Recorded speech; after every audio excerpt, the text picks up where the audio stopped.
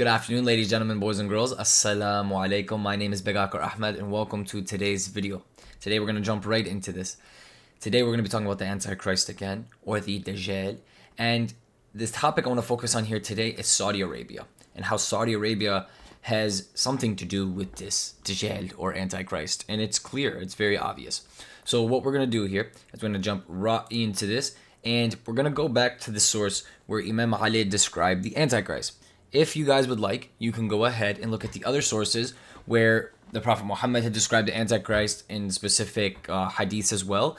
And you'll notice that you get a couple different names for this Antichrist, but the name Sa'id is always there, okay? Or Saud, okay? So what we're going to do here is we're going to examine what the Antichrist name is. That's going to be the first thing here, and this is what is going to link us back to Saudi Arabia. So the name of the Dajjal is going to be Sa'id bin Sa'id, okay?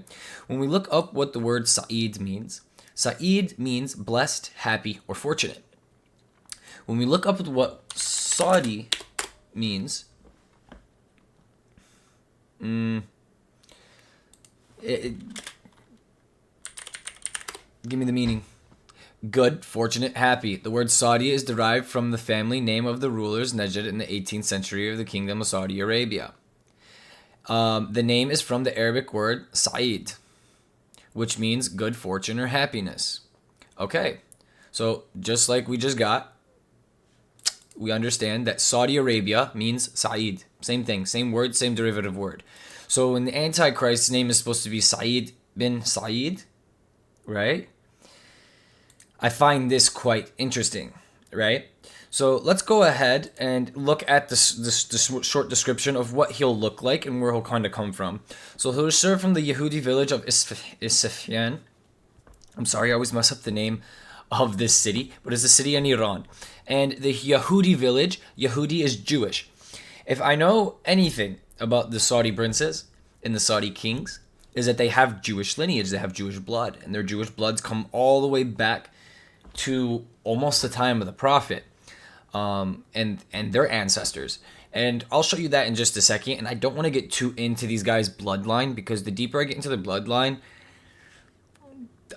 I put kind of like a little bit of a target on me. So we're not going to go too deep into bloodlines of Saudi kings and princes.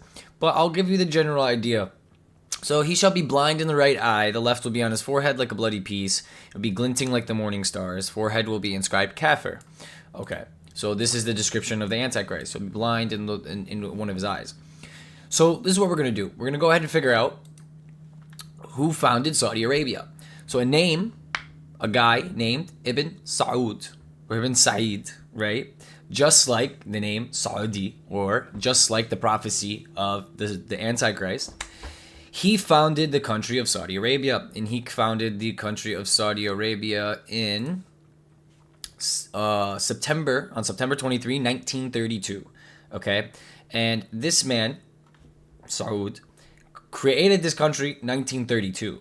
What I also find interesting is the man Saud, who's named after the Antichrist, who is also blind in one eye, as you can see in this image. I wonder if I could blow this up some more. Yep, as you can see in this image, he's blinded in one eye, right? We could also look at when Israel was established, because this Jewish man who founded, when I say he's Jewish, I mean he has Jewish lineage. Like through his mother's lineage, he goes all the way back to the Jewish bloodline. And Jewish people go through the mother. So for this guy, he goes through the father for his Arabic lineage, and he goes through the mother for his Jewish lineage. So if you follow these princes and kings all the way back through their Jewish lineage, you'll end up back at Sarah and Abraham, right? And if you follow his blood through the Ismaili side, you'll get back to Abraham as well. And yeah, so this is where their bloodline kind of comes from. But as you can see, he founded the country of Saudi Arabia on September 23, 1932. So shortly after this, around 10, 15 years later, we had a country called Israel, the Jewish state that was established right next to Saudi Arabia on May 14, 1948.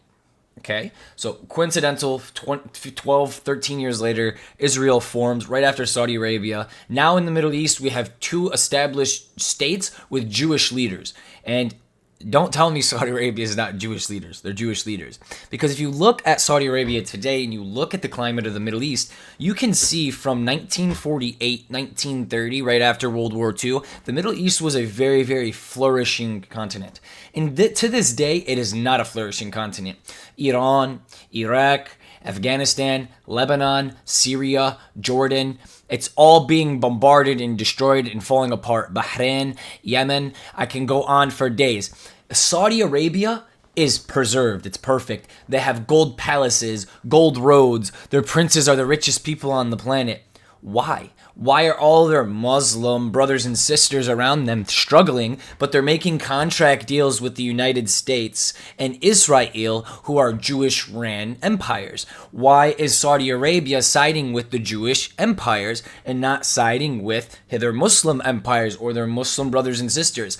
How can Saudi Arabia control the Kaaba and Mecca and control the literature of the whole entire Muslim world? How can they control the narratives and the mutfis and the top people who teach the religion of Islam all the way down in the mainstream, but they're not even Muslim people?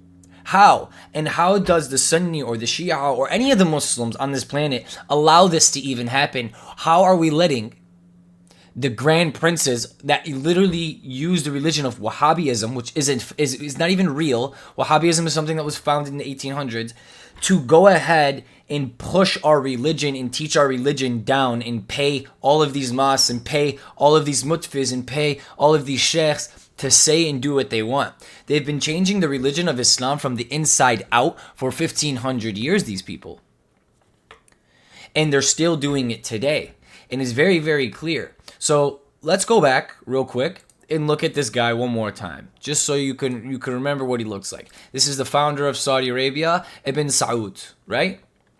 Blind in the one eye.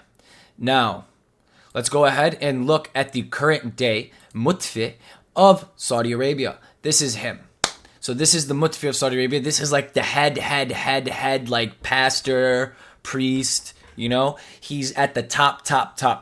So this is the mutfi of Saudi Arabia, and he is also blind in one eye. It is very interesting that these people who are a part of this Jewish lineage, who have founded the country of Saud, which is named after the Antichrist, and a guy named Saud is the one who founded Saudi Arabia, which is named after the Antichrist, and he's blind in one eye, and their current mutfi is blind in one eye, and they follow this Wahhabi version of Islam that trickles down all the way through their bloodline that they have established and been pushing for the last 200 years, since the 1800s. So I find this very interesting that these guys literally, like, they match the description of the Dajjal almost to the T. Almost like they literally did it on purpose, as you can see, you know? What else did I want to... I wanted to show you how basically the Saudi government would work, because it gets passed down from bloodline, and there is the family of Ibn Saud, and then there is the Wahhabi sect of, like, the church, you know, and they work hand in hand for power structure, essentially, to, like, preserve their power structure. And I kind of just want to show you, like, a little diagram. Saudi society is built on a sort of pact between the royal family, which is called the House of Saud, and the vast religious establishment run by conservative Islamic clerics. The clerics give the Saud family legitimacy by giving them their blessing as rulers of the kingdom. In exchange, the family allows the clerics to strictly enforce their uncompromising, puritanical version of Islam within the kingdom. This Faustian bargain means that Saudi princes, like MBS and others, can live these indulgent lifestyles and make deals with the West, but still retain religious legitimacy in the eyes of the public. It's a balance that has kept the kingdom stable in this very volatile region. All right, so there you have it. If that wasn't self-explanatory, then I don't know what is. We're going to move on from there. The last thing I want to go into right here is kind of what Wahhabism is and where it came from, and, like, you know, how it started. So we have a guy named Muhammad ibn Abdul Wahhab in the 18th century in Najd, Central Arabia, who adopted in 1744 the Saudi family. In the 12th and 21st centuries, Wahhabism is prevalent in Saudi Arabia and Qatar. So the two richest countries in the Middle East that never go to war, that never get hurt, that have deals with Israel, that have deals with Europe, that have deals with America, that are best friends with all the Jewish people and claim to be Muslim and claim to be Arab and claim to be for Islam, but make deals behind all of our backs, allow all of our countries to fall apart, dismantle. They fund the terrorists, they fund ISIS, they fund the Taliban, they fund all these people, and then they turn around and go, we're Muslim, we're Muslim. They're liars. But we'll go ahead and we'll just keep going through this real quick.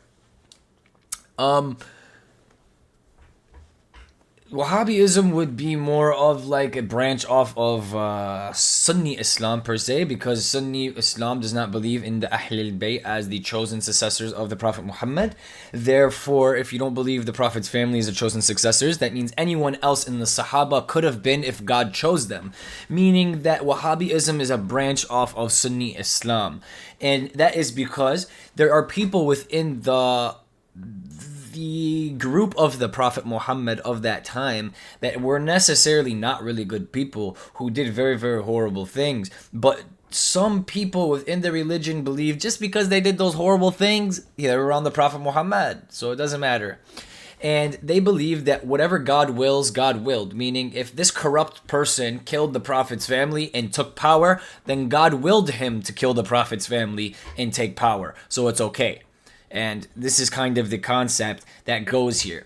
This is where Shia have a problem and separate themselves and segregate themselves from this Sunni aspect of God's just going to choose the rightful ruler, because God chose the Pharaoh to be the rightful ruler and God chose Hitler to be a rightful ruler. If God didn't will it to happen, it would have never happened. So just to say like, oh, just because that guy was in power or that guy willed it or because, Abu Bakr was the first caliph, that was right, or just because, Muawiyah passed leadership down to Yazid, that was right, or just because Yazid murdered Imam Hussein, that was right because God willed it. That is not what that means. God is the judge over everything. So just to let you know, just because someone was appointed a power position, just like Joe Biden, just like all these corrupt leaders on this planet, doesn't mean that God wants you to follow them and bow down to them and get on your knees to them.